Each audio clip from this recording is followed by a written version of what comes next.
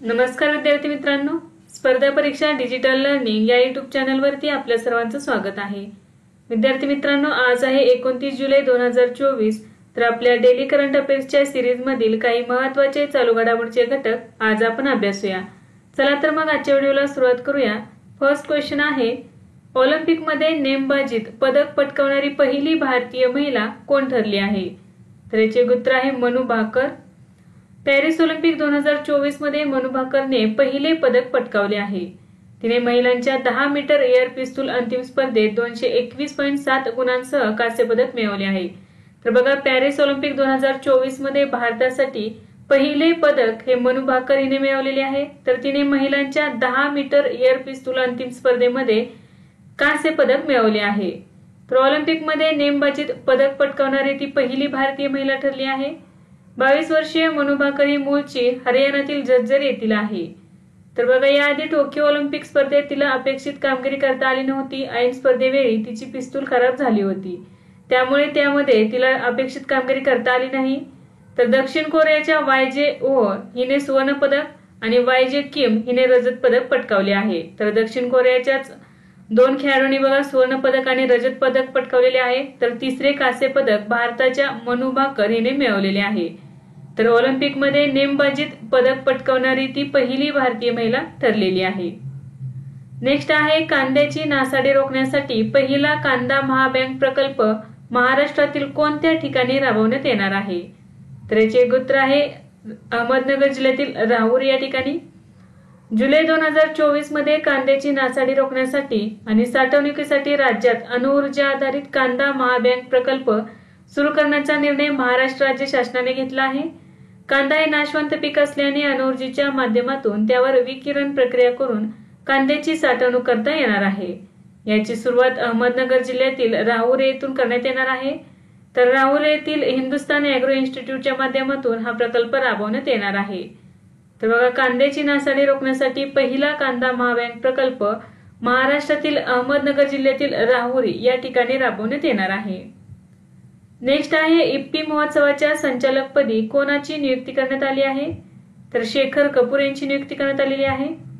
जुलै 2024 मध्ये ज्येष्ठ चित्रपट निर्माते शेखर कपूर यांची भारतीय आंतरराष्ट्रीय चित्रपट महोत्सवासाठी महोत्सव संचालक म्हणून नियुक्ती करण्यात आली आहे। तर ते गोव्यात आयोजित करण्यात येणाऱ्या 55व्या आणि 56व्या आवृत्तीसाठी या महोत्सवाचे प्रमुख असतील। तर बघा, इफ्फी महोत्सव याची 55वी आणि 56वी आवृत्ती आहे, यासाठी शेखर कपूर यांची संचालकपदी नियुक्ती करण्यात आलेली आहे। तर त्यांनी मासूम, मिस्टर इंडिया आणि बँडिट क्वीन यासारखे चित्रपट दिग्दर्शित केले आहेत। त्यांनी 54व्या इफ्फी महोत्सवामध्ये आंतरराष्ट्रीय स्पर्धा ज्युरीचे अध्यक्ष म्हणून काम पाहिले होते। तर 2020 ते 2023 पर्यंत त्यांनी पुणे स्थित film and television institute of इंडियाचे अध्यक्ष म्हणूनही काम केले आहे। भारतीय आंतरराष्ट्रीय चित्रपट महोत्सवाची स्थापना 1952 मध्ये झाली। हा महोत्सव भारतीय राष्ट्रीय चित्रपट विकास महामंडळ आणि गोवा राज्य सरकार यांच्या संयुक्त विद्यमाने आयोजित केला जातो। नेक्स्ट आहे, मुख्यमंत्री बळीराजा मोफत वीज योजना कोणत्या राज्यात सुरू करण्यात आली आहे? तर याचे उत्तर आहे महाराष्ट्र। जुलै 2024 मध्ये महाराष्ट्रात मुख्यमंत्री बळीराजा मोफत वीज योजना सुरू करण्यात आली आहे। या योजनेनुसार 7.5 HP पेक्षा कमी क्षमतेचे कृषी पंप वापरणाऱ्या शेतकऱ्यांना मोफत वीज मिळणार आहे। तर बघा, कोणत्या शेतकऱ्यांना याचा फायदा होणार आहे? तर 7.5 HP पेक्षा कमी क्षमतेचे कृषी पंप वापरणाऱ्या शेतकऱ्यांना मोफत वीज मिळणार आहे। म्हणजेच काय, तर 7.5 HP पेक्षा जास्त क्षमतेचे कृषी पंप वापरणाऱ्या शेतकऱ्यांना या योजनेचा लाभ मिळणार नाही। तर बघा, ही योजना कधी लागू करण्यात येणार आहे? तर एप्रिल 2024 ते मार्च 2029 या 5 वर्षांच्या दरम्यान ही योजना लागू करण्यात येणार आहे। या योजनेचा फायदा कोणाला मिळणार आहे? तर 44,03,000 शेतकऱ्यांना या योजनेचा फायदा होणार आहे। तर जुलै 2024 मध्ये मुख्यमंत्री बळीराजा मोफत वीज योजना महाराष्ट्रात सुरू करण्यात आलेली आहे। या योजनेअंतर्गत 7.5 HP पेक्षा कमी क्षमतेचे कृषी पंप वापरणाऱ्या शेतकऱ्यांना मोफत वीज मिळणार आहे। नेक्स्ट आहे, खान क्वेस्ट हा बहुराष्ट्रीय लष्करी सराव कोठे आयोजित करण्यात आला? तर उलान बाटर मंगोलिया या ठिकाणी आयोजित करण्यात आला। खान क्वेस्ट या बहुराष्ट्रीय लष्करी सराव मंगोलियातील उलान बाटर येथे आयोजित करण्यात आला। हा सराव 27 जुलै 2024 ते 9 ऑगस्ट 2024 या कालावधी दरम्यान होणार आहे। तर यामध्ये भारतानेही सहभाग घेतला आहे. तर 2003 मध्ये मंगोलिया आणि युनायटेड स्टेट्स ऑफ अमेरिका यांच्या सशस्त्र दलांचा द्विपक्षीय कार्यक्रम म्हणून हा सराव सुरू करण्यात आला होता. तर यावर्षी त्याची 21वी पुनरावृत्ती आहे. नेक्स्ट आहे पॅरिसमधील ग्रेवाइन म्युझियमने कोणत्या अभिनेत्याला सानुकूलित सोन्याचे नाणे दिले आहे? तर शाहरुख खान याला देण्यात आलेले आहे. जुलै 2024 मध्ये बॉलिवूड सुपरस्टार शाहरुख खानला पॅरिसमधील ग्रेवाइन म्युझियमने सानुकूलित सोन्याचे नाणे देऊन सन्मानित केले आहे. म्हणजेच काय तर त्याचेच चित्र असणारे सोन्याचे नाणे शाहरुख खानला भेट देण्यात आलेली आहे किंवा सन्मान करण्यात आलेला आहे. ग्रेवाइन म्युझियम मध्ये त्याच्या नावाचे नाणे मिळवणारा शाहरुख खान हा पहिला भारतीय अभिनेता ठरला आहे. हे संग्रहालय प्रसिद्ध व्यक्तींच्या मेणाच्या पुतळ्यांसाठी ओळखले जाते. तर ग्रेवाइन वॅक्स म्युझियम मध्ये शाहरुख खानचा मेणाचा पुतळाही आहे. ग्रेवाइन म्युझियम मध्ये नाणे देऊन सन्मानित होणारा महात्मा गांधी नंतरचा शाहरुख खान हा दुसरा भारतीय ठरला आहे. तर ग्रेवाइन म्युझियम मध्ये नाणे देऊन सन्मानित होणारे महात्मा गांधी हे भारताचे पहिले व्यक्ती होते. तर शाहरुख खान दुसरा ठरलेला आहे. आणि अभिनेता म्हणला तर अभिनेता या कॅटेगरीमध्ये शाहरुख खान हा पहिला अभिनेता ठरलेला आहे. नेक्स्ट आहे 2024-25 साठी आशियाई आपत्ती पूर्वतयारी केंद्राचे अध्यक्षपद कोणत्या देशाने स्वीकारले आहे? तर भारताने स्वीकारलेले आहे. 25 जुलै 2024 रोजी भारताने आशियाई आपत्ती पूर्वतयारी केंद्राचे अध्यक्षपद स्वीकारले आहे. भारत सरकारचे प्रतिनिधी म्हणून राष्ट्रीय आपत्ती व्यवस्थापन प्राधिकरणाचे सदस्य राजेंद्र सिंह यांनी एडीपीसीचे अध्यक्षपद स्वीकारले.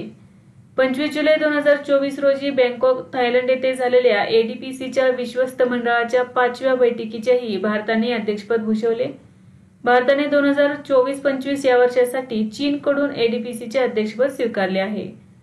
एडीपीसी ही आशियाई आणि पॅसिफिक प्रदेशात आपत्ती जोखीम कमी करण्यासाठी आणि हवामानातील लवचिकता निर्माण करण्यासाठी सहकार्य आणि अंमलबजावणीसाठी स्वायत्त आंतरराष्ट्रीय संस्था आहे.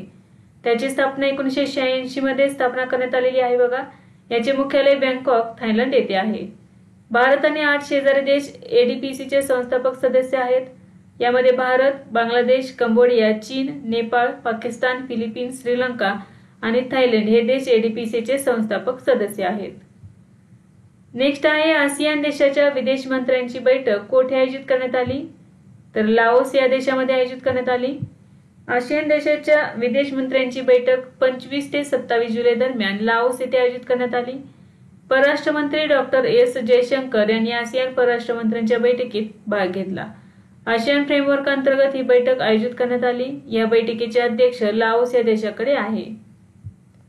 नेक्स्ट आहे कोणत्या ठिकाणच्या सार्वजनिक उपक्रमांना राजभाषा गौरव सन्मान प्रदान करण्यात आला आहे? तर विशाखापट्टणम. विशाखापट्टणम येथील सार्वजनिक उपक्रमांना 2023-24 या वर्षासाठी राजभाषा गौरव सन्मान प्रदान करण्यात आला आहे. नगर अधिकृत भाषा अंमलबजावणी समितीने हा पुरस्कार दिला आहे.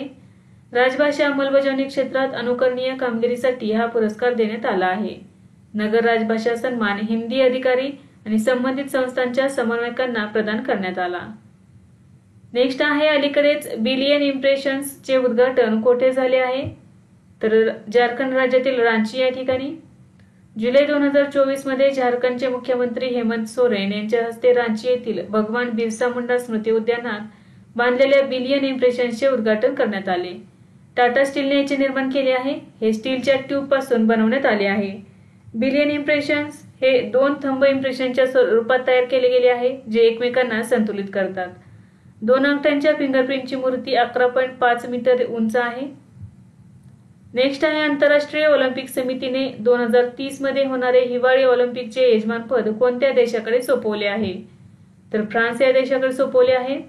आंतरराष्ट्रीय ऑलिम्पिक समितीने घोषित केले की फ्रेंच आल्प्स 2030 मध्ये हिवाळी ऑलिम्पिक आणि पॅरालिम्पिक खेळांचे आयोजन करणार आहे. तर हिवाळी ऑलिम्पिक 2026 चे आयोजन इटली देश करणार आहे आणि हिवाळी ऑलिम्पिक 2034 चे यजमानपद सॉल्ट लेक सिटी यांच्याकडे असणार आहे. नेक्स्ट आहे कोणत्या मंत्रालयाने steel import monitoring system 2.0 portal सुरू केले आहे? तर पोलाद मंत्रालयाने सुरू केलेले आहे.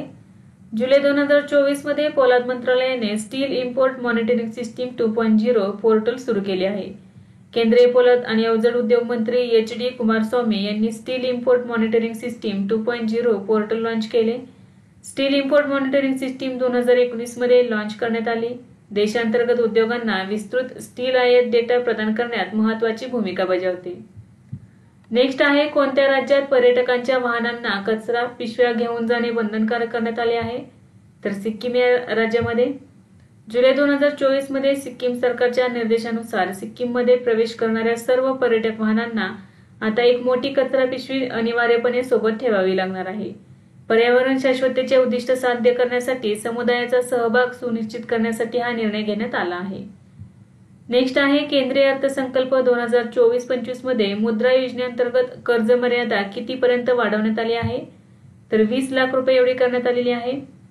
अर्थमंत्री निर्मला सीतारामन यांनी केंद्रीय अर्थसंकल्प 2024-25 मध्ये मुद्रा योजनेअंतर्गत कर्जाची मर्यादा 20 लाखांपर्यंत वाढवली आहे. पूर्वी ही मर्यादा 10 लाख रुपये होती. ही सुविधा त्यांच्यासाठी आहे ज्यांनी यापूर्वी तरुण श्रेणी अंतर्गत कर्ज घेतले आहे आणि यशस्वीरित्या परतफेड केली आहे. नेक्स्ट आहे, नुकतेच फ्रान्सिस दिब्रिटो यांचे निधन झाले, ते कोण होते? तर साहित्यिक होते. 25 जुलै 2024 रोजी फ्रान्सिस दिब्रिटो यांचे 82व्या वर्षी दीर्घ आजाराने निधन झाले. त्यांनी पालघर जिल्ह्यातील वसई येथील राहत्या घरी अखेरचा श्वास घेतला. फादर फ्रान्सिस दिब्रिटो हे धाराशिव येथे पार पडलेल्या 93व्या अखिल भारतीय मराठी साहित्य संमेलनाचे अध्यक्ष होते. तसेच ते थोर साहित्यिक लेखक असून धार्मिक क्षेत्रात त्यांचे मोठे योगदान होते. हरित वसई संरक्षण समितीच्या माध्यमातून फ्रान्सिस दिब्रिटो यांनी पर्यावरण संरक्षण, जतन आणि संवर्धनाची मोठी चळवळ उभी केली होती. वसईतील राजकारणाचे गुन्हेगारीकरण आणि गुन्हेगारीचे राजकारण यांच्या विरोधातही त्यांनी पुढाकार घेत मोठी मोहीम राबवली होती. तसेच त्यांनी बायबलचे मराठीत भाषांतर केले होते. तर विद्यार्थी मित्रांनो, आज आपण काही महत्त्वाचे चालू घडामोडीचे घटक अभ्यासले. यासारखेच नवनवीन व्हिडिओ पाहण्यासाठी चॅनलला लाईक करा आणि सबस्क्राईब करायला विसरू नका.